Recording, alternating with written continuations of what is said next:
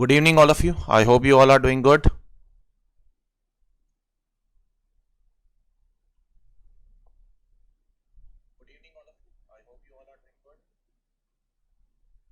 अरे जितेंद्र भाई, क्यों आया हूं फिर मैं यहाँ पर? एग्जाम के एमसीक्यू भी मैं ही सॉल्व कर दूंगा, ठीक है? एग्जाम भी मैं ही दे के आ जाता हूँ आपके लिए। उस दिन भी यही बोलना कि एमसीक्यू बहुत प्रॉब्लम दे रहा है सर। ये एटीट्यूड से कुछ नहीं हो सकता है बेटा।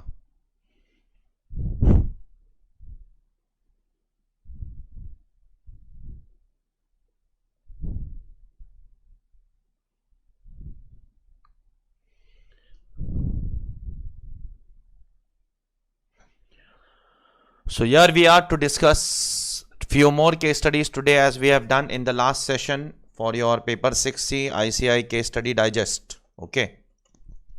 तो कुछ और केस स्टडीज मैं आज डिस्कस करने वाला हूं। Are you guys there over here? Shall we start? Please tell me, shall we start? क्या हम शुरू करें? Hi Arun Kumar, hi Jitendra, hi Prateek Thakkar. Shall we start?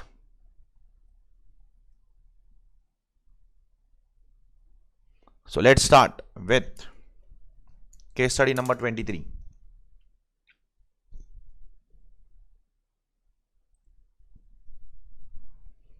So let's start with this case study now. Case study number 23 in your ICI case study digest. We shall read the case study once. एक बार पढ़ लेते हैं हम इसको, रन थ्रू करते हैं और उसके बाद हम लोग इसके आंसर्स डिस्कस करेंगे। Okay. Money company limited, case study number 23।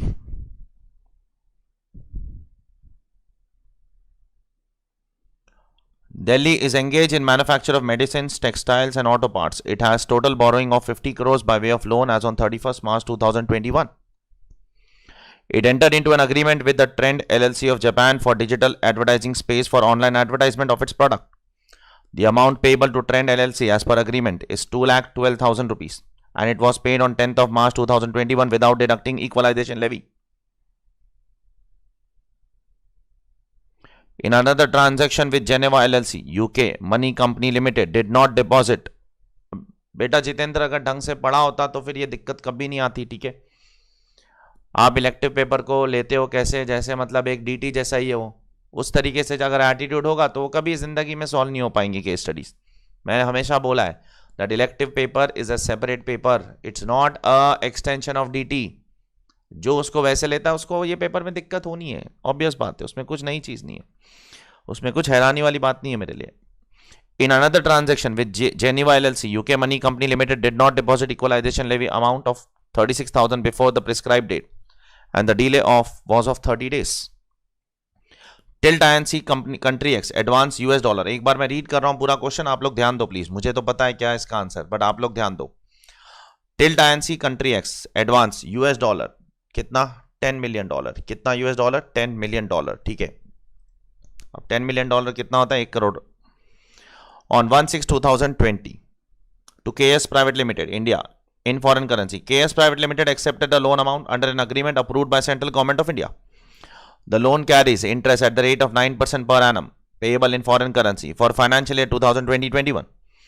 KSP Limited paid interest after deducting income tax on 31st of March 2021 to TT by the TT, that is the telegraphic transfer buying rates on 1st of June 2020 is $1, that is 69. On 31st of March 2021, $1 is equal to 70. Shri Gyan Prakash, an Indian citizen having 15% shareholding in KS Private Limited, is employed as member of crew in foreign bound ship. His voyage details shows that the date of joining the ship was entered in the continuous discharge certificate as 1st of May 2020 and the date of signing off in the continuous discharge certificate on 1st of October 2020. He remained in India before he flew by air to Colombo, Sri Lanka on 28th of Feb 2020. Thereafter, he returned to India on 21st of April 2021.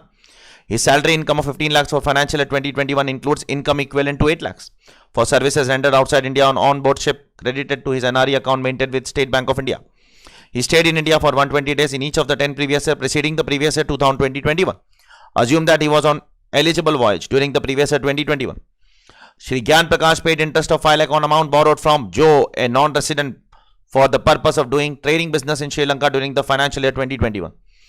Now, Sunshine Limited, LLP, of Singapore imported textile goods of Money Limited in the form of finished goods and acted as distributor in Singapore. Money Company Limited sold 10 lakh units at the rate of 1,000 per unit to Sunshine LLP and sold similar goods to other dealers in Singapore at the rate of 1100 per unit.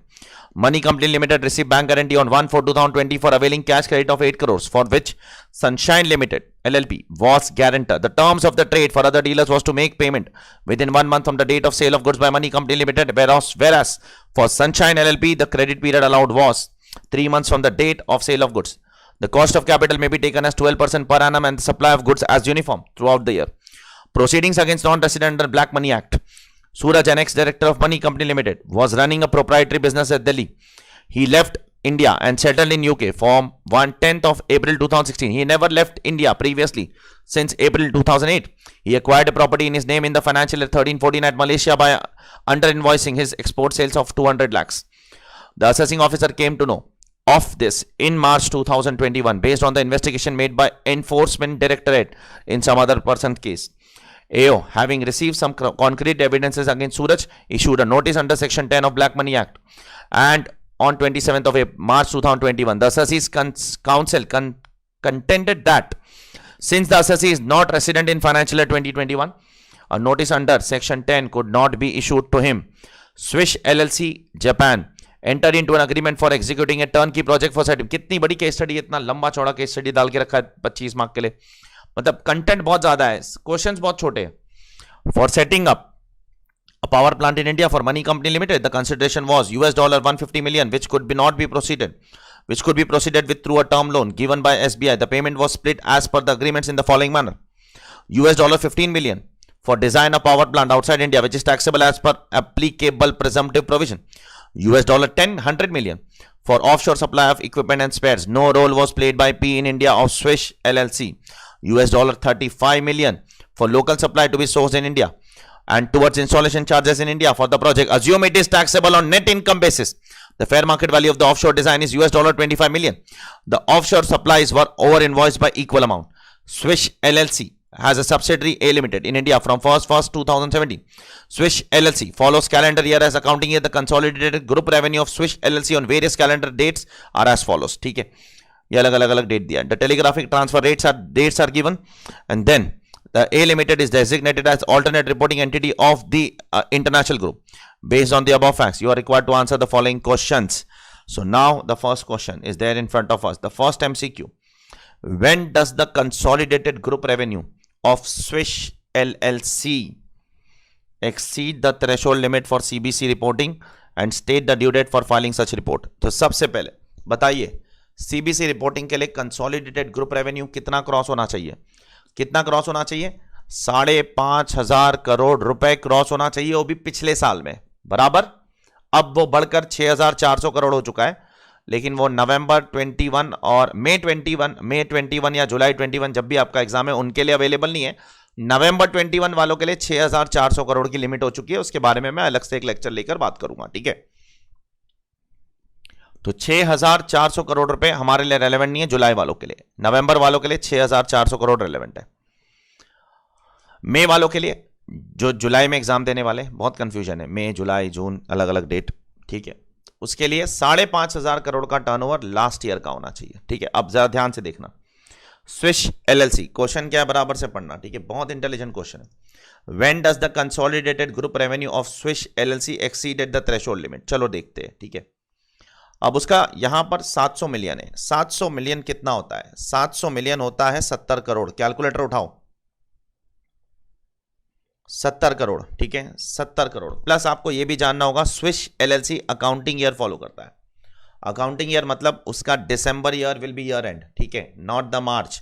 तो ये जो मार्च वाला data है ना, वो तो irrelevant है. ये मार्च वाला और ये मार्च वाला इररेलेवेंट है. अब जो भी आंसर है वो ये और इन दोनों में से एक है. ठीक है, इन दोनों में से एक आंसर होगा. ठीक है, तो ध्यान से सुनना. ठीक है, पे अटेंशन प्लीज.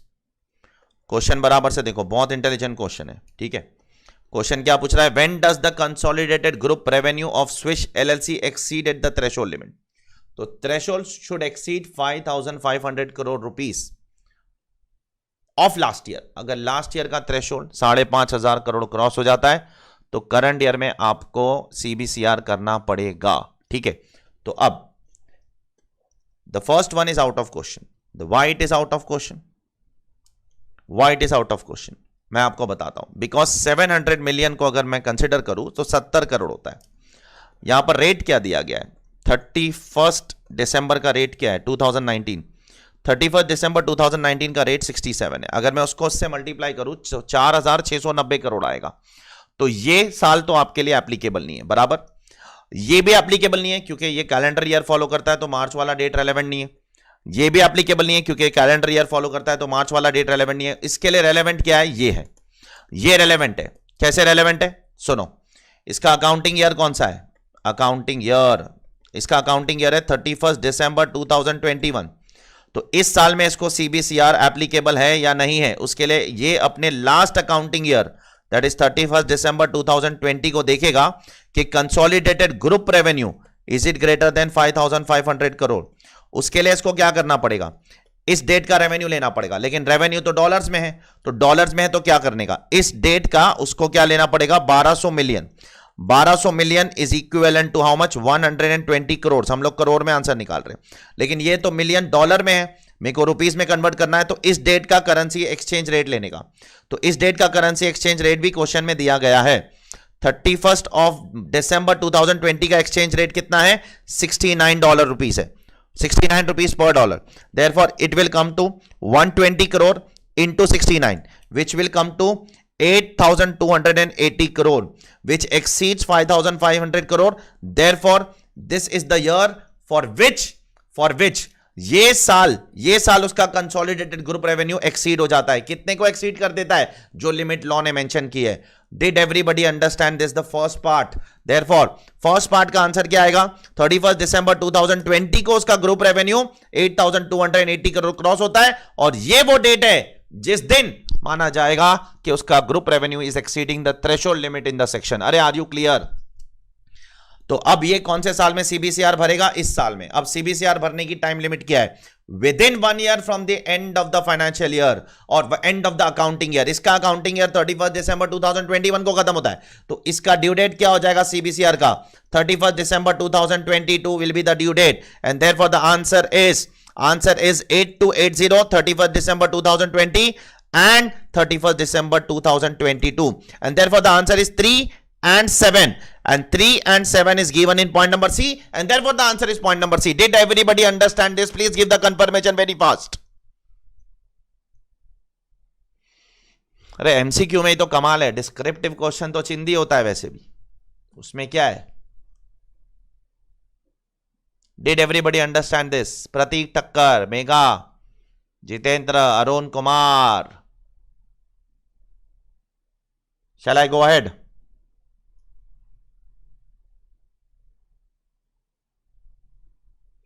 तो आगे बढ़ रहा हूं मैं।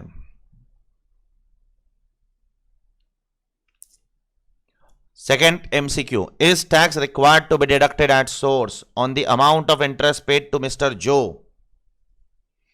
अ non resident, if yes at what rate. अभी मिस्टर जो को कुछ पेमेंट किया है क्या इंटरेस्ट का, चेक करते हैं। चलो मिस्टर जो किधर है पूरे पैराग्राफ में, मिस्टर जो ढूंढो जरा, मिस्टर जो, हाँ मिस्टर जो को ज्ञान प्रकाश ने पेमेंट किया है, ठीक है। अब जो ज्ञान प्रकाश है ना वो नॉन रेसिडेंट है, वो मैं आपको बता रहा हूं वो कैसे। वो ये पढ़ोगे ना यहां से यहां तक तो वो पता चल जाएगा ज्ञान प्रकाश इज नॉन रेसिडेंट।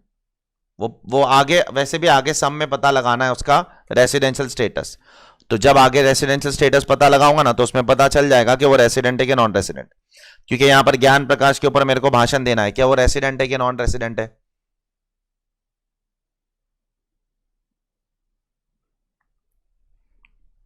तो यहां पर मैं अभी आपको एडवांस में बताता हूं, ज्ञान प्रकाश इज नॉन रेसिडेंट, ठीक है। अब ज्ञान प्रकाश जो इंटरेस्ट पे कर रहा है, किसको पे कर रहा है, जो को पे कर रहा है, जो अ नॉन रेसिडेंट। तो ज्ञान प्रकाश खुद नॉन रेसिडेंट, जो भी नॉन रेसिडेंट। तो याद करो, अगर एक एनआर दूसरे एनआर को कुछ लोन देता है, पहला एनआर उसको लोन दे रहा है, दूसरा एनआर उनको इंटरेस्ट पे कर रहा है, तो वो इंटरेस्ट इंडिया में कब अक्रू होगा, जब उसका पैसा इंडिया में यूज होगा for the purpose of business and profession. Did everybody remember that? अगर वो पैसा एक एनआर दूसरे एनआर से लोन ले रहा है और ये इसको इंटरेस्ट दे रहा है, तो वो इंडिया में कब टैक्सेबल होगा? जब ये इंडिया में बिजनेस एंड प्रोफेशन के लिए यूज होगा। लेकिन ये इंडिया में बिजनेस एंड प्रोफेशन के लिए यूज नहीं हो रहा है, ये श्रीलंका में यूज हो रहा है। देयरफॉर ये इंटरेस्ट इंडिया में टैक्सेबल ही नहीं है। जब ये इंटरेस्ट इंडिया में टैक्सेबल ही नहीं है, तो इस पे टीडीएस काटने का क्वेश्चन उठता ही नहीं है। Therefore the answer to second question is what? Answer is A. Is everyone clear बेटा? मजा आ रहा है आप लोगों को? मैं अगले कुछ हफ्तों में जितनी कोशिश करूंगा, जितनी केस स्टडीज हो सकती है वो कर लूंगा। 10 तो मैंने क्लास में करवा दिया हूं, लास्ट 2 क्लास में 2 करवा दिया, आज 2, तो 14 केस स्टडी तो सॉल्व हो ही चुकी है 25 में से। अभी कुछ तो आप खुद से करो बेटा, और भी मैं कोशिश करूंगा जितना हो सकता है मुझसे। क्लियर है? तो इसका आंसर ए। जब इंटरेस्ट सामने वाले के हाथ में अक्रू ही नहीं है तो टीडीएस किस बात का? ठीक है, क्वेश्चन नंबर 3 पर आते हैं। 3 पर, what is the income tax liability of tilt INC? Yes Tushar, मैं रखता हूं बेटा, वो रखता हूं मैं, ठीक है, just give me some time. अभी ये प्रायोरिटी है, एग्जाम के पहले भी रखूंगा मैं doubt solving session. What is the income tax liability of tilt INC in India? Tilt INC is a foreign company for the assessment year 21-22 in respect of interest income earned in foreign currency from KS Private Limited। तो अब इसका answer क्या है? चलो देखते हैं। इसके लिए टिल्ट आईएनसी का केस पढ़ना पड़ेगा अभी, भाषण एक बार। चलो देखते हैं टिल्ट आईएनसी कहां पर है भाई। हाँ, टिल्ट आईएनसी का भाषण इधर है। Tilt INC it's a foreign company, country x में है ये। Advance $10 million on 1/6/2020 to KS Private Limited India in foreign currency. KS Private Limited has accepted the loan under an agreement approved by Central Government of India. The loan carries interest at the rate of 9% per annum payable in foreign currency. For the financial year 2021, KS Private Limited paid interest after deducting income tax on 31st March 2021. TTBR on different rates is as follows. अब मैं आपको answer बताता हूं, ठीक है? Answer नहीं बताना मेरा काम है, आंसर तो आपको क्वेश्चन में भी दिया हुआ है। मेरा काम है आपको आंसर कैसे आया। सब लोग कैलकुलेटर उठाओ, फटाक से कैलकुलेटर उठाओ। उसने कितना लोन दिया है? टिल्ट आईएनसी ने अपने को 10 मिलियन का लोन दिया है। 10 मिलियन कितना होता है? 10 मिलियन होता है 1 करोड़ रुपए, ठीक है? तो कैलकुलेटर में लो 100 मतलब 100 लाख बराबर। अरे बोलिए, 100 लाख होता है तो कैलकुलेटर पे 100 लाख लीजिए। 100 लाख पे 9% इंटरेस्ट मल्टीप्लाइड बाय 0.09, 9% इंटरेस्ट कितना हो जाएगा? 9 लाख रुपए बराबर। तो 9 लाख इंटरेस्ट नहीं आएगा क्योंकि लोन जून में उठाया, तो 10 महीने का इंटरेस्ट आएगा, मल्टीप्लाई बाय 10 डिवाइडेड बाय 12, तो interest will come to 7.5 lakh dollars है। तो टिल्ट आईएनसी ने केएस लिमिटेड से 7.5 लाख डॉलर का इंटरेस्ट कमाया है बराबर। 7.5 लाख डॉलर का इंटरेस्ट कैसे आया? लोन कितने का है? 1 करोड़ का। 1 करोड़ मतलब 100 लाख का लोन है, उस पर 9% इंटरेस्ट, उस पर 10 महीने का इंटरेस्ट आएगा, तो 10 महीने का इंटरेस्ट कितना आ जाता है? 7.5 लाख डॉलर्स, ठीक है? अब इस इंटरेस्ट को आपको रूल 115 अप्लाई करके इसको कन्वर्ट करना पड़ेगा। तो इंटरेस्ट के लिए conversion rate is under rule 115, annexure में चेक करना, last day of the financial year. तो last day of the financial year पे कितना रेट है? 70 रेट है। इसको 70 से मल्टीप्लाई करो, इंटरेस्ट आपको आईएनआर में आ जाएगा, मल्टीप्लाई बाय 70, तो this will come to 525 lakhs का interest. Did everybody understand till here? Please answer.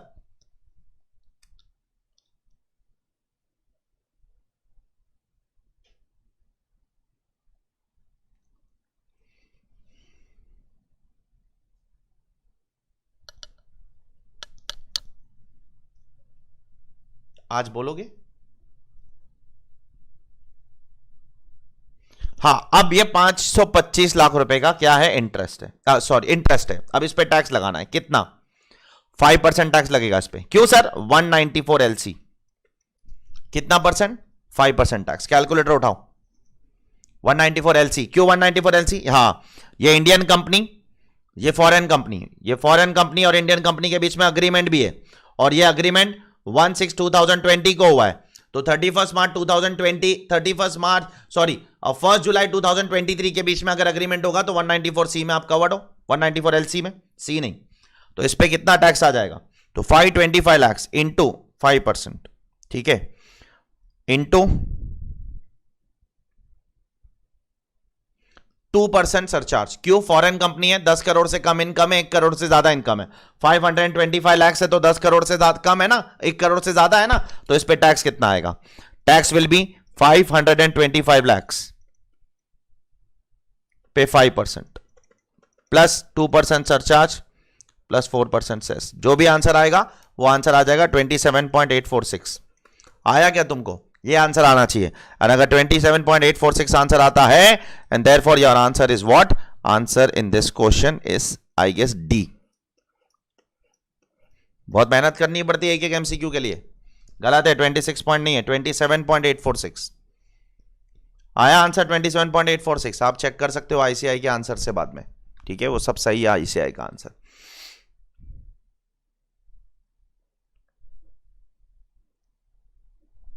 Clear है?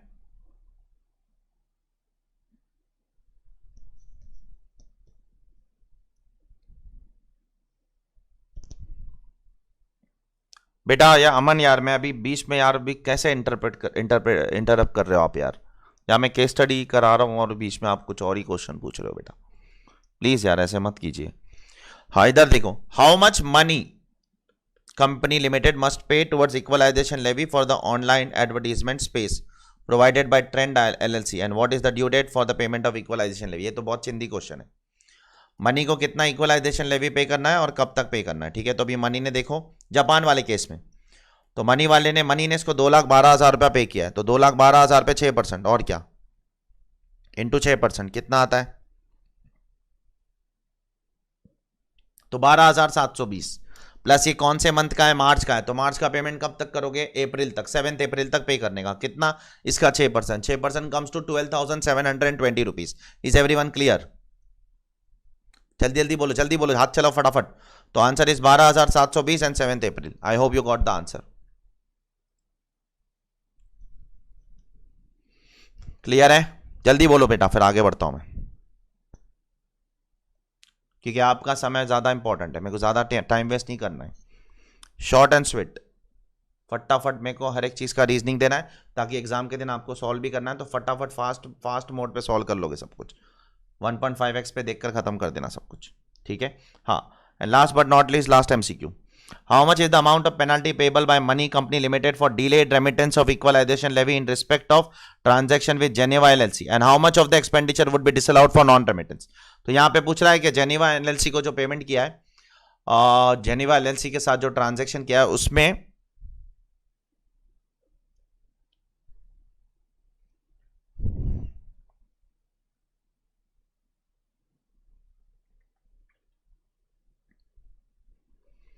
तुम लोग को जरा भी डिसिप्लिन नाम की कोई चीज ही नहीं है लाइफ में, कसम से. यहां पर मैं क्या सॉल्व करा रहा हूं, आपका अपना ही अलग डाउट होता है.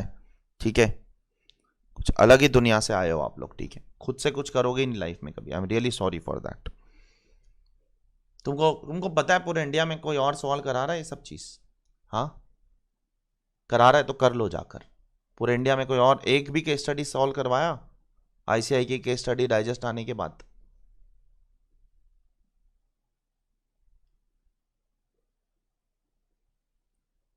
और तुम्हारा इसमें अलग होता है, sir mock test paper solve करवा दो, सर लास्ट अटेम्प्ट का पेपर सॉल्व करवा दो. बेटा सब मैं ही करवाओ तो तुम क्या करोगे? वैसे तो 1200 घंटे तक बैच चलता रहेगा.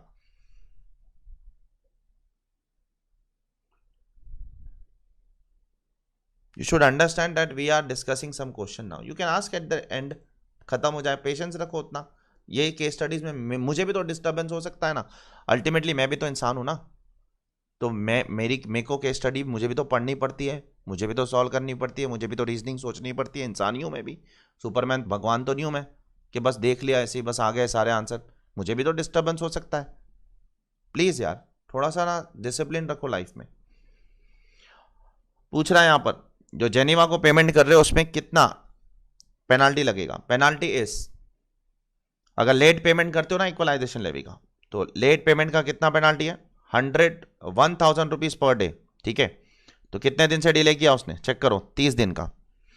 और actual equalisation levy whichever is lower, तो 36,000 को 30 दिन इंटू 1,000, तो आंसर विल कम टू 30,000 बराबर.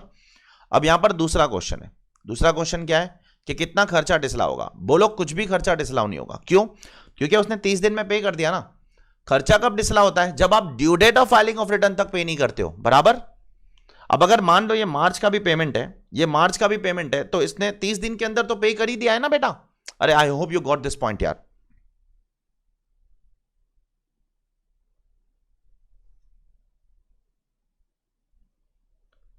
बराबर, तो यहां पर डिसअलावेंस कुछ भी नहीं होगा, ठीक है। I hope you got the answer. तो ये है आपका अगला एमसीक्यू। तो इसका आंसर क्या है सर? इसका answer will come to penalty 30,000, disallowance nil. Got the answer?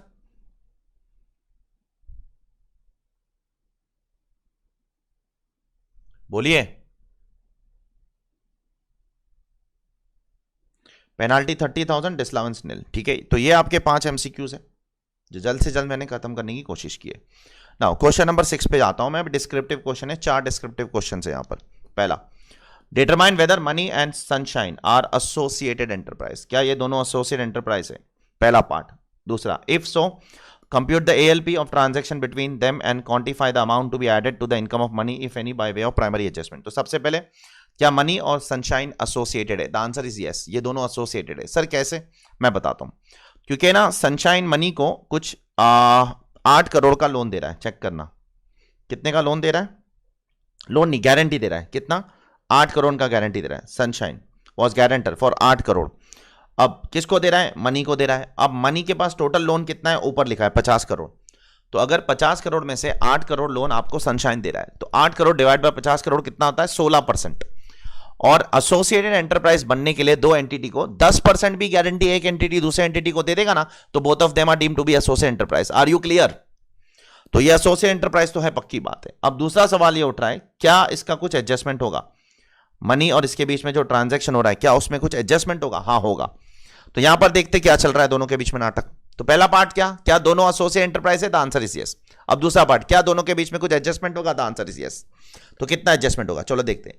Sunshine limited LLP of Singapore imported textile goods from money. Upon money India में, सनशाइन बाहर है, तो अपन उसको गुड्स भेज रहे हैं। अपना एक्सपोर्ट है, उसके लिए इंपोर्ट है, तो अपन यहां से सेल कर रहे हैं, ठीक है, in the form of finished goods and acted as distributor in Singapore.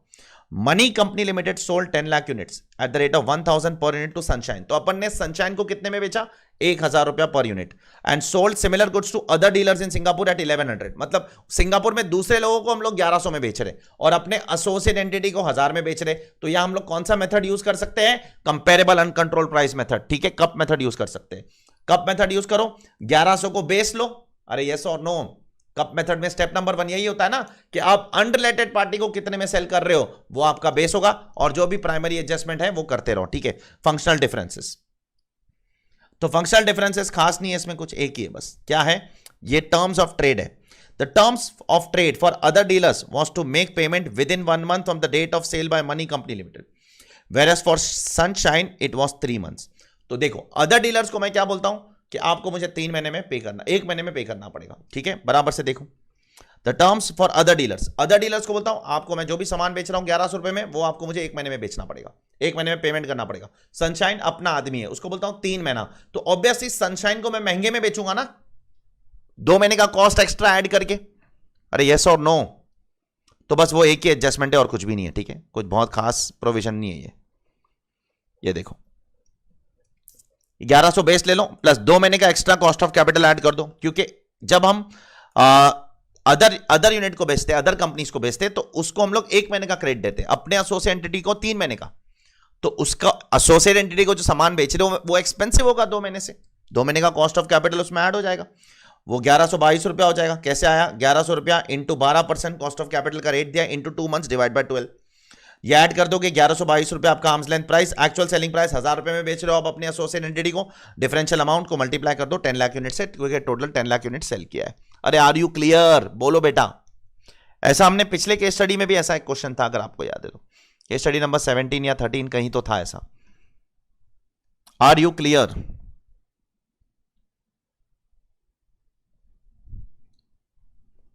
अरे बोलिए ना please, all of you please बेटा।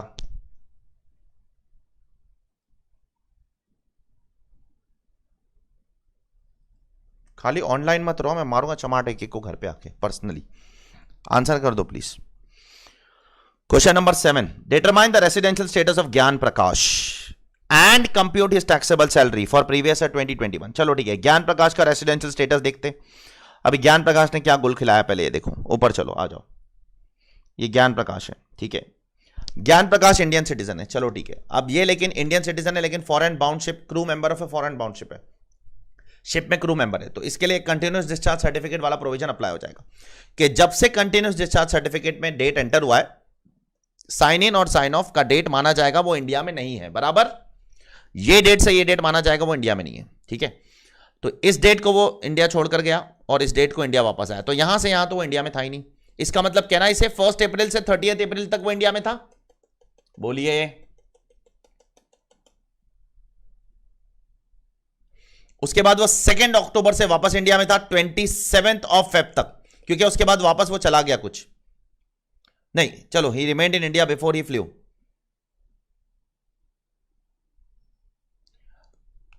तो इस डेट से इस डेट तक वो इंडिया में नहीं था। आगे पढ़ लेता हूं एक बार। He remained in India before he flew by air to Colombo on 20th Feb, चलो ठीक है। Thereafter return in India on 21st April 2021। His salary income was 15 lakhs for financial year 2021, including equivalent amount of 8 lakh for services rendered outside India on board the ship credited to his NRE account maintained with State Bank of India। चलो ठीक है, सबसे पहले इसका residential status पता लगाना है। Question के अंदर 2 पार्ट है। पार्ट 1 क्वेश्चन बराबर से देखो क्या लिखा है, उस हिसाब से फिर आंसर करो बेटा। पार्ट 1 उसका रेसिडेंशियल स्टेटस पता लगाओ, क्या रेसिडेंशियल स्टेटस है, चलो देखते हैं। सबसे पहले ज्ञान प्रकाश जी, क्या चल रहा है आपका सीन? 1 मई को इंडिया छोड़कर गए, चलो ठीक है, लेकिन वो वापस कब आए? वापस 1 अक्टूबर को आए, तो अब अप्रैल के 30 दिन तो वो इंडिया में है, ठीक है। आंसर देख लो, अप्रैल के 30 दिन वो इंडिया में है, ठीक है, ज्ञान प्रकाश, ठीक है, ये 30 दिन इंडिया में। अब उसके बाद वो इंडिया में कब आया? 2 अक्टूबर 2020 से लेकर 28 फेब 2021 तक, ठीक है। क्वेश्चन में कुछ मिस्टेक है मेरे हिसाब से, यहां पर 28 फेब 2021 होना चाहिए, बराबर ना? बराबर ना? नहीं तो क्वेश्चन अपने में कॉन्ट्राडिक्ट हो जाता है। अरे बोलिए please if I am wrong.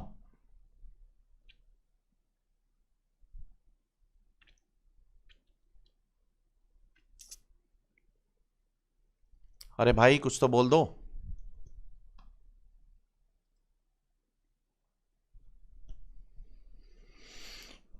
उसके बाद वो इंडिया में कब तक था? 1 अक्टूबर को आ गया, तो 2 अक्टूबर से लेके 27 फेब तक इंडिया में था वो, चेक करो। तो ऐसी मिस्टेक कैसे करता है ऐसे पता नहीं मुझे, पूरा क्वेश्चन ही गलत हो गया। बराबर 2 अक्टूबर से 28 फेब तक वो इंडिया में था, तो वो कितना होता है 150 डेज, तो 30 प्लस 150 180। अब वो 180 डेज के लिए इंडिया में है और ये इंडियन सिटीजन है। इंडिया, बहुत अच्छे से सुन लो बेटा, इंडियन सिटीजन है, he is a crew member of Indian ship, तो उसके लिए 60 प्लस 365 डेज वाला क्राइटेरिया एप्लीकेबल नहीं है, उसके लिए सिर्फ 182 डेज वाला क्राइटेरिया एप्लीकेबल है, बराबर। उसके लिए सिर्फ 182 डेज वाला क्राइटेरिया एप्लीकेबल है, उस हिसाब से वो क्या हो गया? Non resident.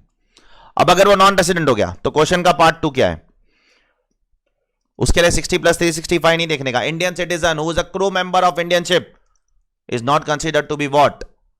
Checking the second condition. 60 plus 365 वाला कंडीशन उसके लिए चेक नहीं करना होता है। देयरफॉर अभी उसकी टैक्सेबल सैलरी कंप्यूट करो। टैक्सेबल सैलरी कितनी है? एग्जेम्प्ट है। क्यों? क्योंकि सीबीडीटी का सर्कुलर है, याद करो क्या सर्कुलर है कि अगर कोई नॉन रेसिडेंट है जिसके एनआरई अकाउंट में उसकी सैलरी जाती है from an Indian ship, then it is exempt. याद करो बेटा, याद है आपको ये चीज?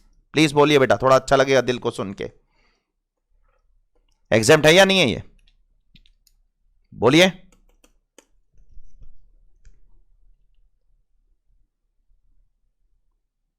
बोलिए ना।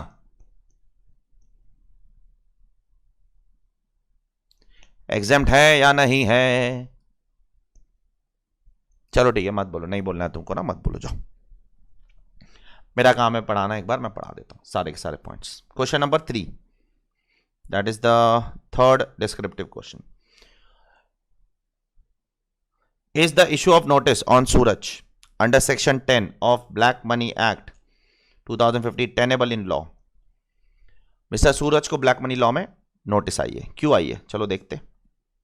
कब आई है? चलो देखते। एसएससी का क्या आर्ग्यूमेंट है, चलो देखते हैं। इसने कुछ इनकम चुराया था 2013 में, ठीक है, बराबर से देखना।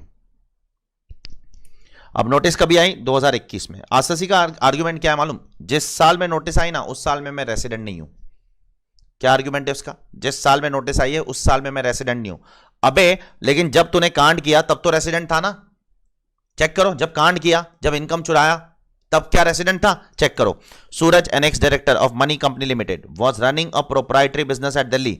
ही left India and settled in UK from 10th of April 2016। तो 2016 इंडिया छोड़ के गया है, उसके पहले वो इंडिया में ही था। और कांड कभी किया है, 2013 में किया है। He had never left India previously since 2008। मतलब 2008 से लेकर 2016 तक, मतलब 2008 से लेकर 10th April 2016 तक इंडिया छोड़ के कभी नहीं गया वो इंडिया में ही था। मतलब वो सब ईयर्स में वो क्या था, he was resident.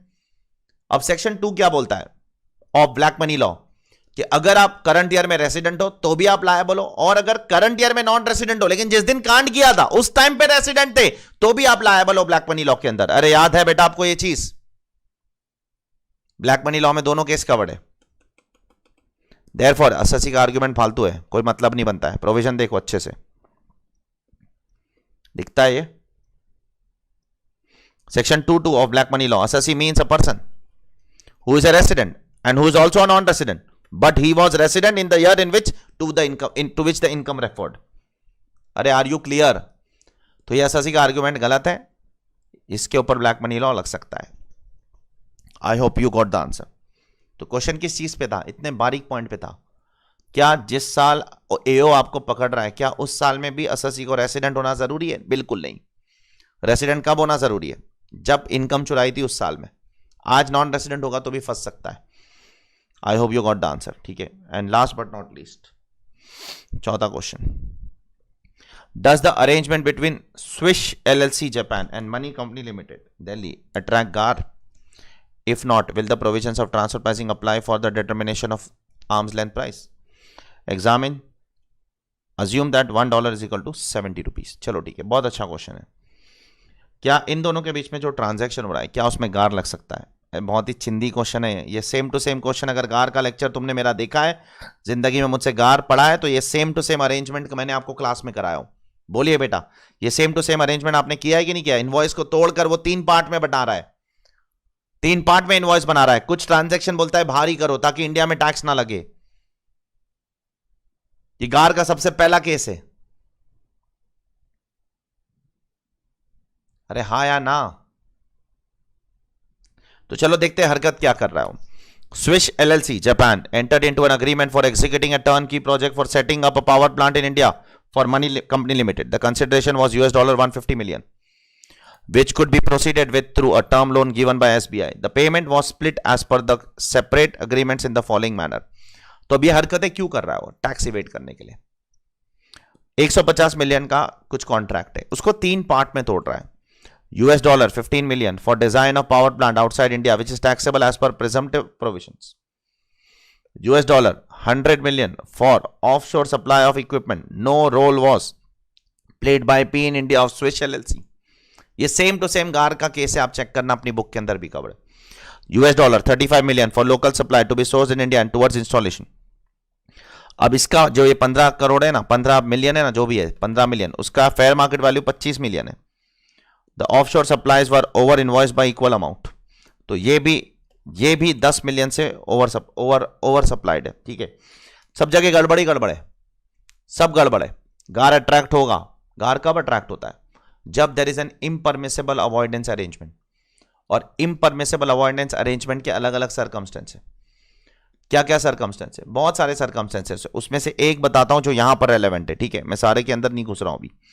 Impermissible avoidance arrangement किसे बोला था? The main purpose of this transaction is to obtain tax benefit. Yes, it is. And the transaction are not at arm's length price. अगर ये 2 कंडीशन फुलफिल हो जाता है तो आपका ट्रांजैक्शन माना जाएगा impermissible avoidance arrangement, और इस पर क्या लग जाएगा? गार का प्रोविजन लग जाएगा। और एक बार गार लग जाएगा ना तो फिर ट्रांसफर प्राइसिंग नहीं लगता है, क्योंकि गार जनरल एंटी अवॉइडेंस रूल है, transfer pricing specific anti avoidance rule है। तो अगर सार लगता है तो गार नहीं लगता है, गार लगता है तो सार नहीं लगता है, दोनों एक साथ नहीं लगते। मैंने आपको बताया था गार पढ़ाते समय पहले बहुत सारे सार है, 48 टू XR है, specific anti avoidance rule, transfer pricing XR है, स्पेसिफिक एंटी अवॉइडेंस रूल, ये सब स्पेसिफिक एंटी अवॉइडेंस रूल है। अगर सार लग गया तो गार नहीं लगेगा। अब यहां पर गार लगेगा क्या? देखो अरेंजमेंट देखकर तो लग रहा है यहां पर टैक्स बेनिफिट उठाने की कोशिश कर रहा है, अरेंजमेंट देखकर यह भी लग रहा है कि आर्म्स लेंथ पे भी नहीं है, लेकिन सिर्फ इतना सफिशिएंट नहीं है गार अट्रैक्ट करने के लिए, यह भी प्रूव करना जरूरी है कि टैक्स बेनिफिट कितना लगने वाला है। टैक्स बेनिफिट लगने वाला है 3 करोड़ रुपए के ऊपर का। अरे आर यू क्लियर? ये भी तो प्रूव करना पड़ेगा। तो अब इसने टैक्स बेनिफिट अंडर इनवॉइसिंग कितना किया है? अंडर इनवॉइसिंग $10 मिलियन का किया है। अब कैलकुलेटर उठाओ सब लोग फटाफट। $10 मिलियन कितना होता है? $1 करोड़। $1 करोड़ कितना होता है? 100 लाख। 100 लाख डॉलर है, मतलब अभी इसको 70 रुपए से मल्टीप्लाई करना पड़ेगा बिकॉज एक्सचेंज रेट इज 70। तो 100 लाख को अगर 70 मतलब 70 करोड़ रुपया, $10 मिलियन का फायदा उठाया एसएससी ने, ठीक है। $10 मिलियन करोड़ में लेते, चलो लैक्स में बहुत ज्यादा हो जाएगा, मतलब $1 करोड़ का फायदा हुआ। $1 crore into 70 will be 70 crore का फायदा उठाया उसने, लेकिन 70 करोड़ का इनकम चुराया है, उस पर टैक्स निकालना पड़ेगा। कितना? चेक करो, उस पर टैक्स निकालेंगे, कितना टैक्स लगेगा इसको लग जाएगा 43% टैक्स। क्यों सर? सॉरी 43% नहीं, ये 70 करोड़ का उसका 10% डीम्ड इनकम होगा। क्यों? क्योंकि ये जो एसएससी काम कर रहा है ना, ये जो एसएससी काम कर रहा है बराबर से देखो टर्न की प्रोजेक्ट वोजेक्ट का काम कर रहा है, और टर्न की प्रोजेक्ट वोजेक्ट का जो काम करता है ना, याद करो उसकी इनकम कहां पर गया ये भाई, कौन सा बंदा है ये? स्विश एलएलसी, ये टर्न की प्रोजेक्ट का काम कर रहा है, सेटिंग अप इन इंडिया। इसकी इनकम 44BBB में कवर्ड है, जिसमें 10% डीम्ड इनकम है। तो अब मैं पूरा कंप्यूटेशन बता रहा हूं आपको, कैलकुलेटर उठाओ। 1 करोड़ डॉलर मल्टीप्लाइड बाय 70 रुपया, 70 करोड़ डॉलर, लेकिन उसकी डीम्ड इनकम कितनी होगी? 0.10, मतलब 7 करोड़ डॉलर उसकी डीम्ड इनकम होगी। अब ये फॉरेन कंपनी है, इतना कमाता है, 70-80 करोड़, और भी तो इनकम होगी ना। ये तो सिर्फ इंक्रीज 70 करोड़ से हुआ है, और भी तो इनकम होगी। तो इसका टोटल टैक्स आ जाएगा 7 करोड़ पे 43.68%। क्यों? क्योंकि इसको 5% सरचार्ज लगेगा। इसकी टोटल इनकम डेफिनेटली 10 करोड़ रुपए से ज्यादा है, देयरफॉर इसको बेनिफिट कितने का मिल रहा है? 3.056 करोड़ का बेनिफिट मिल रहा है। And because the benefit is more than 3 crore rupees, GAAR is attracted. All the conditions of GAAR are fulfilled. पहला, क्या एसएससी एक टैक्स बेनिफिट लेने के लिए ट्रांजैक्शन कर रहा है? हाँ कर रहा है। क्या एसएससी को एक आर्म्स लेंथ प्राइस पे ट्रांजैक्शन कर रहा है? नहीं कर रहा है। क्या टैक्स बेनिफिट 3 करोड़ रुपए से ज्यादा हुआ? हाँ हो गया। गार अट्रैक्ट हो जाएगा, और एक बार गार अट्रैक्ट हो जाएगा तो ट्रांसफर प्राइसिंग का सवाल ही नहीं उठता है लगने का। और वैसे भी ट्रांसफर प्राइसिंग नहीं लग सकता है। क्यों नहीं लग सकता है? क्योंकि Swish LLC and money limited are not associated enterprise. अरे are you clear? If yes, please tell me. I'll go ahead with the next question.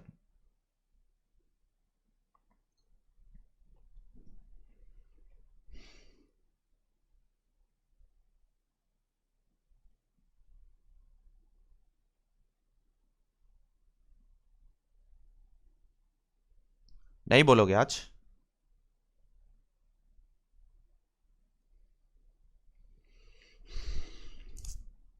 अरे प्लीज बोल दो बेटा, मेहरबानी कर दो मुझ पे।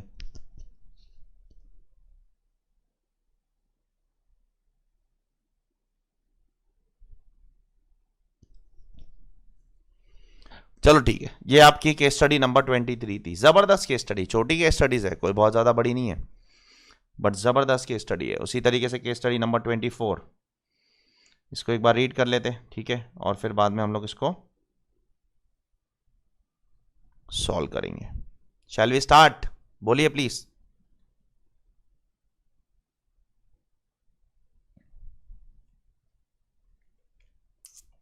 आप लोग नहीं बोलोगे ना, मैं शुरू ही नहीं करूंगा आज।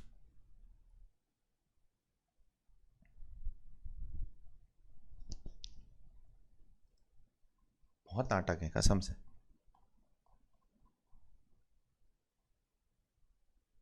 बदवा दे दूंगा मैं अभी, बदवा दे दूं एग्जाम के लिए, बदवा दे दूं तो आंसर करोगे फटाफट। बदवा मत लो मेरी, दुआ लो दुआ।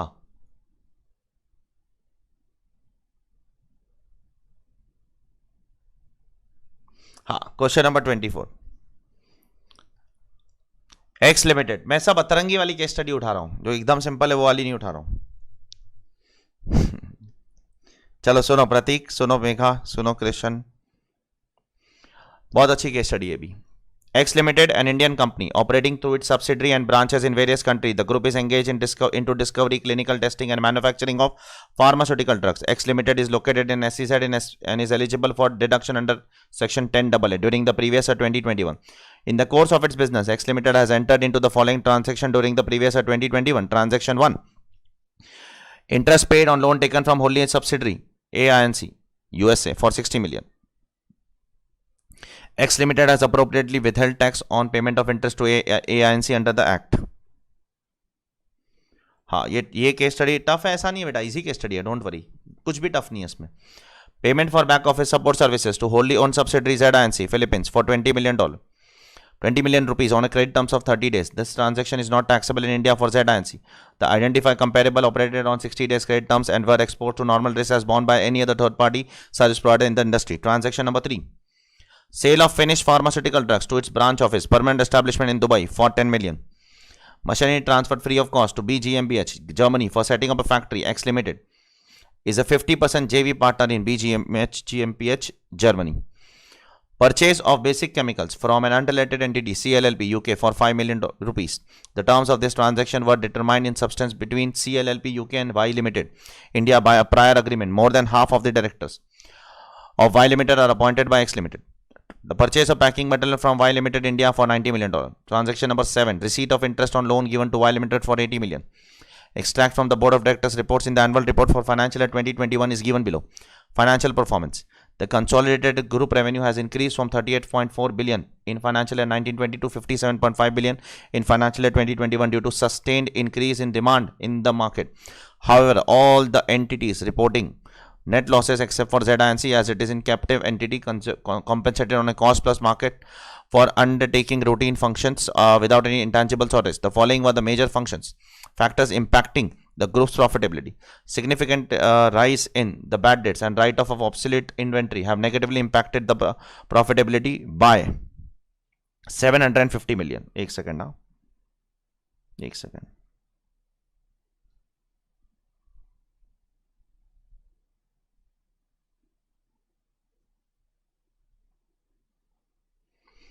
A contingent liability of $200 million, ठीक है, has been assessed for the ongoing legal suits filed against the group for product liability claims. Strong growth in USD and Euro rates against rupee had a favorable impact of 375 million rupees as the group sales are concentrated in US and European regions. इतना सारा भाषण है, भाषण में से आधे से ज़्यादा चीज़ रेलेवेंट नहीं है, ठीक है, तुम देख लेना क्वेश्चन सॉल्व करते समय. The pharmaceutical market has seen increased competition with the entry of several new players in the last decade. In order to consolidate its market share, the group has significantly increased its market efforts. The group continued to invest heavily in research and development projects and has on board 50 scientists. A streak of unsuccessful outcomes from the recent research programs has resulted in increased cost and pressure to increase prices. The employee attrition मतलब छोड़ के जाना, ठीक है, has increased from 12.4% to 14.5% from the previous year. Introducing of new talent of retention programs are expected to lower the attrition rates in the coming years. As a manufacturing plant are expected to operate at lower capacity levels, a significant non-recovery of fixed cost and lower sales are expected. However, ZINC is expected to operate at its normal capacity at par with industry average. The TPO proposed the following adjustment in its order on dated 25th of March 2022 for AY 2021. Adjustment number 1. Arm's length price of transaction was determined to be 40 lakhs. TPO identified the following uncontrolled observation to arrive at this ILP. ALP 2. Arm's length price of transaction 4 was determined to be 25 million. The TPO has relied on an independent chartered engineer report to arrive at this ALP. The chartered engineer has adopted a replacement cost approach to arrive at the valuation. Accordingly, a total adjustment of 45 million rupees was proposed to income of X Limited for AY 2021. The draft assessment order was passed and forwarded to X on 25th of March 2023 and an application was filed before Dispute Resolution Panel on 10th April 2023 by X Limited against the said draft assessment order. 1 year SBI marginal cost of lending rate as on 1/4/2022 and 1/4/2023 is 6.3 and 6.5% respectively. Based on the above facts, you are required to answer the following. It's a complete bouncer. गया ना bouncer बेटा, मजा आ गया bouncer देख के. पहले बोलो bouncer है कि नहीं है. जबरदस्त केस स्टडी है.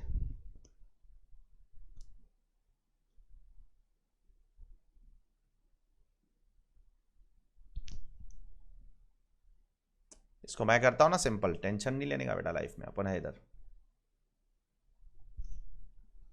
ठीक है, first question, which of the transaction entered into by X limited are international transaction.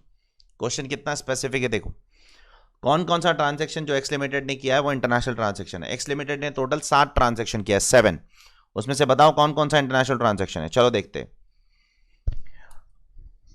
ये वाला है, हाँ है, डेफिनेटली है, क्योंकि ये transaction is between X limited and subsidiary, तो ये दोनों इंटरनेशनल ट्रांजेक्शन है।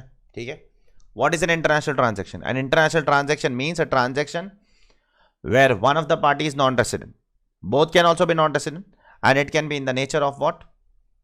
And both of them should be associate enterprise. It's a transaction between two associate enterprise where one of the party to the transaction should be non-resident or both can also be non-resident. इसको हम लोग एकदम simplify करते हैं। आप बोल रहे हो बाउंसर है, खतरनाक है, कोई टेंशन नहीं, देखो एकदम चिंदी लगेगा अभी। तो ये वाला ट्रांजैक्शन इंटरनेशनल ट्रांजैक्शन है, द आंसर इज यस है। सेकंड वाला देखते हैं, ये भी सब्सिडरी के साथ है, तो ये भी इंटरनेशनल ट्रांजैक्शन हो गया, बराबर। थर्ड वाला देखते हैं, थर्ड वाला किसी सब्सिडरी के साथ नहीं है, अपने ही ब्रांच के साथ है, तो ये इंटरनेशनल ट्रांजैक्शन नहीं हो सकता। चौथा वाला, हाँ चौथा वाला भी एक ऐसी एंटिटी के साथ है जिसमें आपका 50% स्टेक है, तो ये भी एसोसिएट एंटिटी के साथ है, तो ये भी इंटरनेशनल ट्रांजैक्शन हो जाएगा। तो अब तक 1 है, 2 है, 3 नहीं है, 4 है। ठीक है, पांचवा वाला जो है ना वो डीम्ड इंटरनेशनल ट्रांजैक्शन है, इंटरनेशनल ट्रांजैक्शन नहीं है। क्वेश्चन पूछ रहा है कौन कौन सा इंटरनेशनल ट्रांजैक्शन है, डीम्ड इंटरनेशनल ट्रांजैक्शन आप इसको बोल सकते हो। डीम्ड इंटरनेशनल ट्रांजैक्शन क्या होता है, सुनो, मैं यहां पर हूं, मेरा एसोसिएट एंटिटी बाहर है, लेकिन मैं किसी थर्ड पार्टी के साथ ट्रांजैक्शन करता हूं और थर्ड पार्टी और एसोसिएट एंटिटी के बीच में प्रायर एग्रीमेंट है, तो मेरा और थर्ड पार्टी का ट्रांजैक्शन डीम्ड इंटरनेशनल ट्रांजैक्शन माना जाता है, इंटरनेशनल ट्रांजैक्शन नहीं माना जाता है। क्वेश्चन बोलता है कौन कौन सा ट्रांजैक्शन इंटरनेशनल ट्रांजैक्शन है, देयरफॉर ये वाला पॉइंट इंटरनेशनल ट्रांजैक्शन नहीं है, तो ये नहीं आएगा। बाकी ये 3 तो वैसे भी आप, ये 2 तो वैसे भी आप किसी इंडियन एंटिटी के साथ ही कर रहे हो यार, बराबर। अरे यस और no, therefore the answer is 1, 2 and 4। Is everyone clear? Please confirm, I will go at then, नहीं तो मैं आगे नहीं जाऊंगा, आंसर करना पड़ेगा तुमको, पहले ही बोल रहा हूं मैं।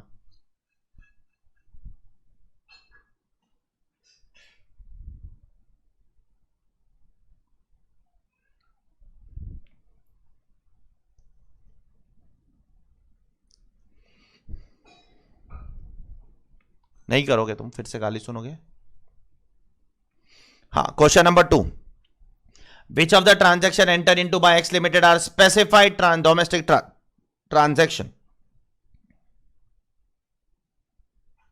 No, international transaction does not include deemed international transaction. Madam तुमको कुछ दिखाता हूं मैं आज, ठीक है मैडम, आपको दिखाऊं मैं कुछ। आप बोल रहे हो international transaction, deemed international transaction एक ही होता है सर। अब यहां पर जरा मुझे चेक करने दो, वो गलत ओपिनियन है। चलो मैं पुराना इंटरनेशनल टैक्स का मॉड्यूल दिखा देता हूं, ठीक है, क्या फर्क पड़ता है, एक ही बात है।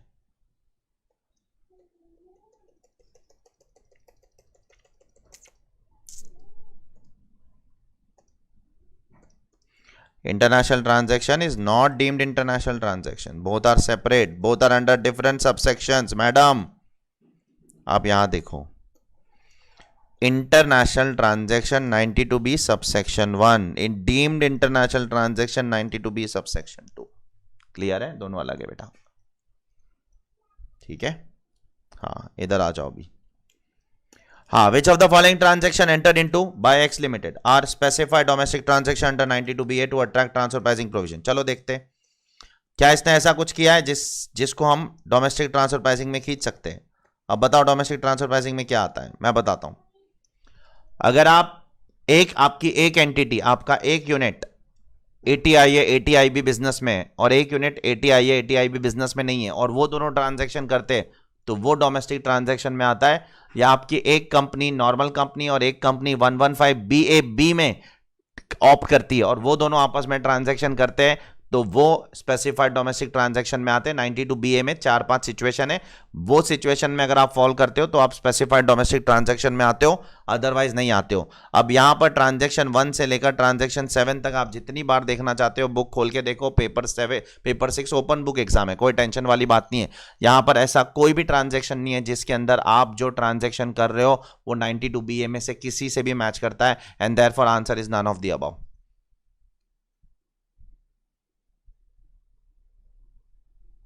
दीपक बहुत मारूंगा, बाद में मैसेज करके पूछ, फालतू सवाल अभी मत पूछ। क्वेश्चन नंबर 3, ये क्वेश्चन बहुत लोग को नहीं आया होगा, ठीक है, अपन है इधर, टेंशन नहीं लेने का। What are the values percentage in the data set to be selected by TPO while computing the arm's length price up interest rate applying the range concept as per rule 10CA? अभी range concept में आप क्या करते हो बताओ बेटा। सबसे पहले ये कम से कम 6 आइटम होना चाहिए। अगर 6 आइटम आपके पास है तो रेंज कॉन्सेप्ट आपको अवेलेबल। अगर यहाँ पर 6 से कम होता ना, सिर्फ 5 आइटम होता ना, तो मैं रेंज कॉन्सेप्ट नहीं फॉलो करता। मैं क्या फॉलो करता, मैं अरिथमेटिक मीन ले लेता 5 आइटम का। तो अगर 6 आइटम है आपके पास तो आप रेंज कॉन्सेप्ट फॉलो कर सकते हो। यहाँ पर है 6। अब इसको असेंडिंग ऑर्डर में अरेंज करने का। असेंडिंग ऑर्डर में अरेंज जब करूंगा मैं तो नंबर 1 पे क्या आएगा, नंबर 1 2, मैं लिख के बताता हूं क्योंकि ये बहुत लोगों ने डाउट पूछा इस पर्टिकुलर चीज को लेकर। इसको असेंडिंग ऑर्डर में अरेंज करो। 1 का आंसर क्या है, सबसे पहले असेंडिंग ऑर्डर में 4%, उसके बाद सेकंड 6%, थर्ड असेंडिंग ऑर्डर में क्या आएगा 9%, ठीक है बराबर। फोर्थ असेंडिंग ऑर्डर में क्या आएगा 13%, और फिर 15% और फिर 16%, ठीक है। अभी सबसे पहले आप क्या निकालते हो, 6 का 35th परसेंटाइल। तो 6 का 35th परसेंटाइल क्या होता है, चलो ये सब पढ़ाई किया होगा जिंदगी में तो आएगा, नहीं तो नहीं आएगा। That is 2.1। अब 2.1 इज अ फ्रैक्शन, तो नेक्स्ट नंबर लेने का 3। और अगर ये फ्रैक्शन नहीं होता तो फिर एवरेज लेते हैं हम लोग, याद करो। अभी 6 का 65th परसेंटाइल ले लो, ठीक है। 65th परसेंटाइल कितना आएगा, 6 का 0.65, तो वेलकम टू 3.9। 3.9 कितना आता है, 4 आ जाएगा बराबर। ये बोलो ना बेटा 4, 3.9 तो उसका फ्रैक्शन है, उसका नंबर नेक्स्ट नंबर ले लो 4। अब 3 पे कितना परसेंट है, 3 पे 9% है, और 4 पे कितना परसेंट है 13%, and therefore the answer is 9 to 13%। ये रेंज आना चाहिए आपका, चेक करो। अगर ये रेंज आ रहा है तो आपका आंसर सही है, नहीं तो गलत है। 9 से 13% और मीडियन 11 हो जाएगा क्योंकि मीडियन इन दोनों का एवरेज होता है, और क्या। अरे are you clear, please answer करो बेटा, आर यू क्लियर। उसके लिए पहले जाकर रूल 10CA पढ़ो अच्छे से, जो डीटी में भी पढ़ाया मैंने आपको। आर यू क्लियर,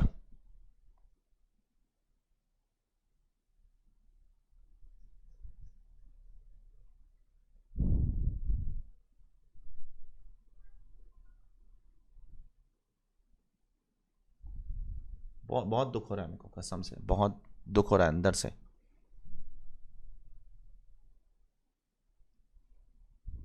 पागलों जैसा चिल्ला रहा हूं मैं तुम्हारी तो।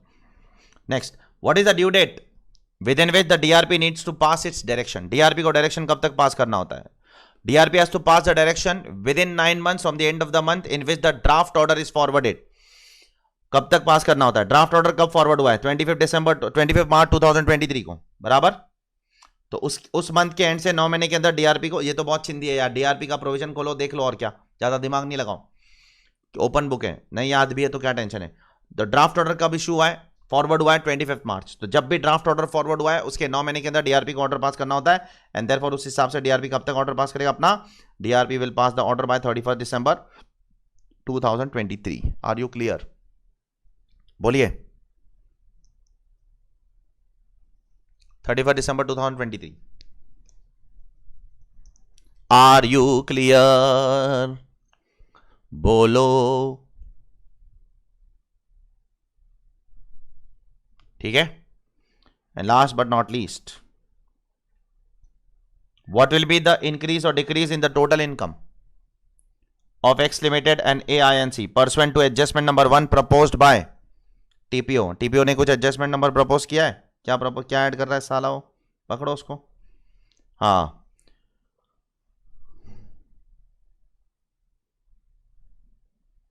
एडजस्टमेंट नंबर 1 बोल रहा है कि 2 बोल रहा है क्वेश्चन, एडजस्टमेंट नंबर 1 कितना एड बैक कर रहा है वो, arms length price of transaction 1 was, एक सेकंड ना, क्वेश्चन मेरे को देख लेने दो। What will be the increase और decrease in the total income of X Limited NAINC pursuant to adjustment number 1 proposed by TPO. चलो ठीक है, क्या इंक्रीज होगा? TPO ने क्या प्रपोज किया है? The TPO proposed the following adjustment in its order. Arm's length price of transaction 1 was determined to be 40 million.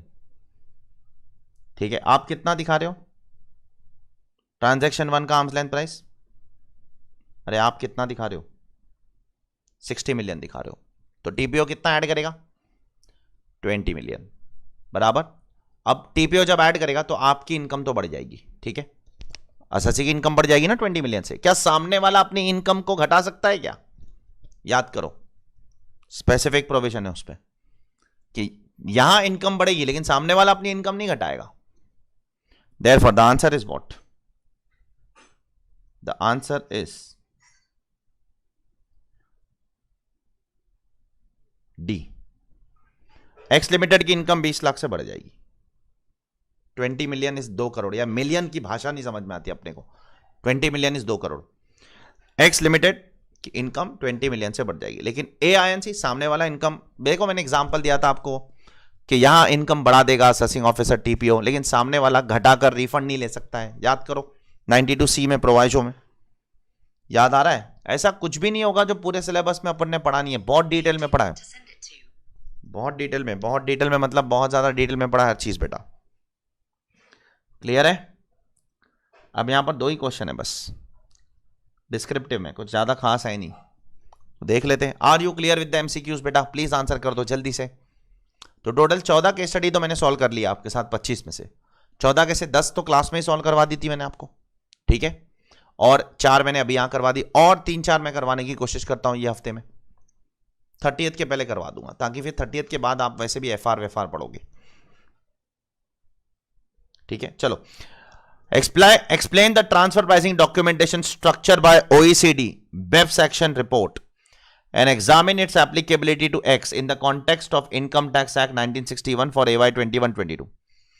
Assume the aggregate value of international transaction entered into in financial year 2021 is 25 crore. अब यहां पर detail भाषण देना है आपको, क्या क्या बोलना है देखो मैं बता रहा हूं। देखो, transfer pricing documentation OECD BEPS के हिसाब से कैसा है, 3 पार्ट में डिवाइडेड है। एक मास्टर फाइल है, एक लोकल फाइल है, एक CBCR है। अब आपको तीनों प्रोविजन के बारे में पहले टेक्स्ट बुक से छापने का है कि मास्टर फाइल कब एप्लीकेबल है, ठीक है। सुनो, कब मास्टर फाइल एप्लीकेबल है सर? ये मास्टर फाइल कब एप्लीकेबल है? ये भाषण टेक्स्ट बुक से छापने का, जब आपका टर्नओवर, ग्लोबल टर्नओवर 500 करोड़ से ज्यादा होएगा और आपका ट्रांजैक्शन 50 करोड़ या 10 करोड़ से ज्यादा होएगा तो मास्टर फाइल एप्लीकेबल। फिर लोकल फाइल कब एप्लीकेबल है? लोकल फाइल मतलब अपना नॉर्मल चीज, जिसमें आपका अगर 1 करोड़ रुपए से ज्यादा का इंटरनेशनल ट्रांजैक्शन करते हो तो आपको ट्रांसफर प्राइसिंग डॉक्यूमेंटेशन रखना ही है। और CBCR कब एप्लीकेबल है? जब आपका 5,500 करोड़ से ज्यादा का टर्नओवर होगा लास्ट ईयर का, ठीक है। पहले ये तीनों के बारे में भाषण लिखो कि कब कौन सा एप्लीकेबल है। अब मेरे को बताओ, ये तीनों के बारे में भाषण लिखते समय ऑब्वियसली आप ये तो छापोगे ना बुक से? अरे यस और नो? एक बार ये छाप लिया, हाँ छाप लिया। अब एसएससी के पॉइंट ऑफ व्यू से बोलो, क्या एसएससी को मास्टर फाइल भरना पड़ेगा? क्या एसएससी को लोकल फाइल भरना पड़ेगा? क्या एसएससी को CBCR भरना पड़ेगा? इन तीनों पे कमेंट करो और देखो क्या एसएससी का टर्नओवर एक्सीड होता है क्या वो लिमिट। तो सबसे पहले क्या एसएससी को मास्टर फाइल भरना पड़ेगा? देखो, उसके लिए अपने को चेक करना पड़ेगा मास्टर फाइल का प्रोविजन। मास्टर फाइल का प्रोविजन क्या बोलता है कि आपका कंसोलिडेटेड ग्रुप रेवेन्यू 500 करोड़ से ज्यादा होना चाहिए। साथ साथ में आप ड्यूरिंग द ईयर आपका aggregate value of international transaction या तो 50 करोड़ से ज्यादा होना चाहिए या तो इंडिविजुअल सेल परचेस 10 करोड़ से ज्यादा होना चाहिए, ठीक है। तो अभी आप लोग ये मुझे बताओ, क्या इस एसएससी का कंसोलिडेटेड ग्रुप रेवेन्यू क्या 500 करोड़ क्रॉस होता है? मेरे हिसाब से तो नहीं होता है, ठीक है। ये एंटिटी का नाम क्या है इसका? बोलिए। नहीं होता है, ठीक है। तो इसको मास्टर फाइल भरने की जरूरत नहीं है, ठीक है। लेकिन मास्टर फाइल में भी 2 पार्ट होते हैं, जाकर पढ़ना कभी अच्छे से। Part A, part B.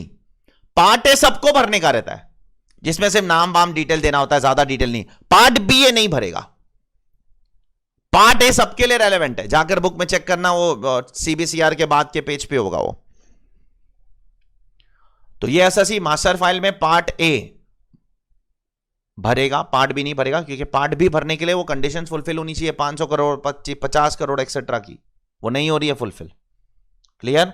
500 crore क्यों नहीं हो रही है सर? क्योंकि यहाँ पे सिर्फ 38.4 बिलियन है। हाँ तो 38.4 बिलियन सर 500 करोड़ नहीं होता है क्या? होता है ना, कंडीशन फुलफिल हो रहा है। 38.4 billion is what? 1 billion 100 crore होता है, ठीक है? तो ये कंडीशन तो फुलफिल हो जा रहा है, लेकिन इसके दो कंडीशन है ना, दूसरा भी तो फुलफिल होना चाहिए। कौन सा?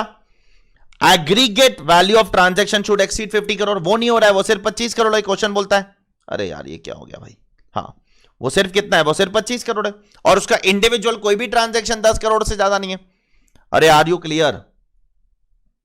तो मास्टर फाइल के लिए वो एलिजिबल नहीं है, लेकिन मास्टर फाइल में पार्ट है, भरना पड़ेगा उसको, पार्ट भी जरूरत नहीं है, ठीक है? क्लियर?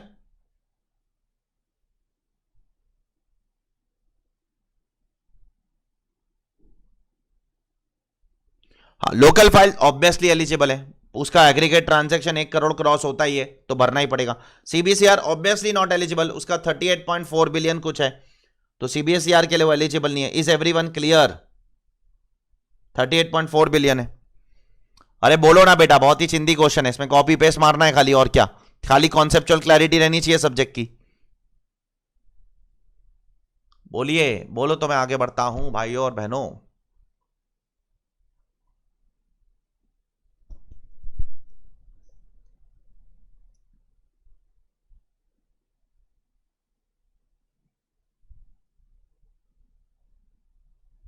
हाँ, क्वेश्चन नंबर 7 आखिरी क्वेश्चन, ठीक है, of the day of this case study. Examine the tax implication in the hands of X Limited on account of variation proposed in the draft assessment order forwarded to it on 25th of March 2023. Would your answer change if the X has not filed any objection before DRP and final assessment order has been made on 30th of April 2023, which it has accepted? If yes, calculate the impact, if any, on the total income of X in excess money is repatriated on 18th of October 2023. अब सुनो जरा, ठीक है, बहुत अच्छा question है ये भी, अच्छे से पढ़ लो। Examine the tax implication in the hands of X limited on the variation proposed in the draft assessment order forwarded to it. अब ड्राफ्ट असेसमेंट ऑर्डर में उसने कितना वेरिएशन प्रपोज किया है, चलो दिखते, क्वेश्चन पढ़ना पड़ेगा। कितना वेरिएशन प्रपोज किया है? 45 मिलियन, ठीक है। अब 45 मिलियन उसने प्रपोज किया है, मतलब 45 मिलियन वो ऐड बैक करने वाला है, ठीक है। ये तो ड्राफ्ट असेसमेंट ऑर्डर में ऐड बैक करने वाला है ना, आगे जाकर एक्चुअल में कितना ऐड बैक किया? एक्चुअल में उसने ऐड बैक कर दिया कितना? एक्चुअल में भी उतना ही ऐड बैक किया, आपने उसको ऑब्जेक्ट ही नहीं किया। मुझे बताओ, जब आपको ड्राफ्ट असेसमेंट ऑर्डर देगा एओ, ठीक है, तो उसके बाद आपके पास दो ऑप्शन है, या तो एक्सेप्ट करो या तो रिजेक्ट करो, और रिजेक्ट करोगे तो फिर डीआरपी के पास जाना पड़ेगा, और एक्सेप्ट करोगे तो मैटर क्लोज। आपने एक्सेप्ट कर लिया। Would your answer change if assessee has not filed any objection? Examine the tax implication in the hands of X on account of variation proposed in the draft assessment order forwarded to it on 25th March. तो इसके बाद क्या हो जाएगा? इसके बाद वो accept कर लेगा, एक्सेप्ट कर लेगा, और उसके बाद में कोई डीआरपी वीआरपी जाने की जरूरत नहीं है, ऑर्डर पास हो जाएगा, ठीक है। Would your answer change if X Limited has not filed any objection before DRP and the final assessment order has been made on 30th April, which it has accepted? तो अभी 30th अप्रैल को अगर accept कर लिया, तो अगर accept कर लिया तो सुनो, अब यहां पर गड़बड़ हो जाएगी, क्योंकि अब एओ ने 45 करोड़ रुपीस, 45 करोड़ नहीं 45 मिलियन है ना, मतलब 4.5 करोड़ रुपीस ऐड बैक कर दिया है, ठीक है। अब अगर उसने 4.5 करोड़ ऐड बैक कर दिया है, तो अब आपकी जिम्मेदारी बनती है कि जिस दिन एओ ने ऑर्डर पास किया, दैट इज 30th अप्रैल 2023, उसके 90 डेज के अंदर पैसा इंडिया में आ जाना चाहिए। अगर 90 डेज में पैसा इंडिया में आ जाता है तो असेसी बच जाएगा, बराबर। और अगर 90 डेज में पैसा इंडिया में नहीं आता है तो फिर आपको 2023-2024 में आपको मारना पड़ेगा सेकेंडरी एडजस्टमेंट। क्या पैसा 90 डेज में आया? नहीं आया। 90 डेज तो कुछ मई में ही खत्म हो जाता है, तो अब इंटरेस्ट कैलकुलेट करना पड़ेगा। कहां से? यहां से लेकर यहां तक का इंटरेस्ट। कितने पे? कितने पे? 45 मिलियन पे। 45 मिलियन पे यहां से लेकर यहां तक का इंटरेस्ट कैलकुलेट होगा। अब यहां से लेकर यहां तक कितने दिन होते हैं सर? अगर आप काउंट करो तो यहां से लेकर यहां तक अगर काउंट करो तो 171 डेज होते हैं। तो यहां से लेकर यहां तक 171 डेज का इंटरेस्ट आएगा। अब इंटरेस्ट कितना आएगा? इंटरेस्ट विल बी एसबीआई का लेंडिंग रेट, क्योंकि फॉरेन करेंसी में ट्रांजैक्शन डिनोमिनेटेड नहीं है, आईएनआर में डिनोमिनेटेड है, तो एसबीआई का लेंडिंग रेट प्लस 3.25%, तो एसबीआई का lending rate is 6.5% on 1 April 2023। Sir 1 अप्रैल 2023 का रेट क्यों ले रहे हो, 22 का क्यों नहीं ले रहे हो? क्योंकि मैं सेकेंडरी एडजस्टमेंट 23-24 में करने वाला हूं, तो जिस साल में करने वाला हूं उसी साल में मैं उसका रेट लेने वाला हूं, तो 6.5% रिस्पेक्टिवली लोगे आप, plus 3.25% will come to 6.85%. Therefore, the answer will come to what? Pay attention on the board, please, all of you. 45 million into 9.75. ठीक है, 9. एक सेकेंड ना, एक सेकेंड, ये कितना एसबीआई का लेंडिंग रेट? क्वेश्चन चेक करने दो एक बार। 6.5 प्लस 3.25, ठीक है, तो 9.75, तो 9.75 परसेंटेज रेट है तुम्हारा, ये पीरियड है, मल्टीप्लाई बाय 171 डिवाइड बाय 365, ठीक है, ये जो भी आंसर आएगा वो इंटरेस्ट आपको पे करना पड़ेगा, ठीक है, यही क्वेश्चन है और कुछ नहीं है, चेक कर लो। अब आगे का भाषण आईसीआई ने पूछा नहीं है, फिर भी इन्होंने आंसर दिया है, शायद मेरे हिसाब से वो रेलेवेंट नहीं है वो आंसर, ये वाला ऑल्टरनेटिव वाला, ये पूछा थोड़ी है, यहाँ पर क्वेश्चन बहुत स्पेसिफिक है कि उसने पैसा इंडिया में रिपाट्रिएट नहीं किया। हाँ, तो ये भी लिख सकते हो अगर आपको लिखना है तो, क्या कि अगर आप एडिशनल टैक्स भर देते हो 90 डेज के अंदर, यस, एक वन टाइम टैक्स आया ना, एक बार एडिशनल टैक्स भर दिया उसके बाद में आपको इंटरेस्ट लगना बंद हो जाएगा, तो एक बार एक एडिशनल टैक्स भर दोगे, कितना 18% प्लस 12% सरचार्ज प्लस 4% सेस, ये एक वन टाइम एडिशनल टैक्स भर दो, उसके बाद में आपको जिंदगी में कभी उस एडजस्टमेंट के ऊपर क्या नहीं लगेगा, उस एडजस्टमेंट के ऊपर आपको कभी भी सेकेंडरी एडजस्टमेंट नहीं लगेगा।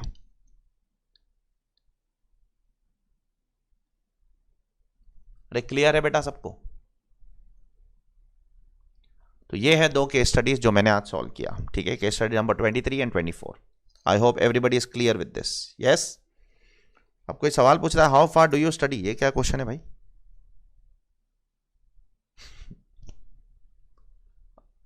मैं रोज पढ़ता हूं बेटा, रोज मेरा काम ही है, रोज every day I study for around 6 to 7 hours minimum.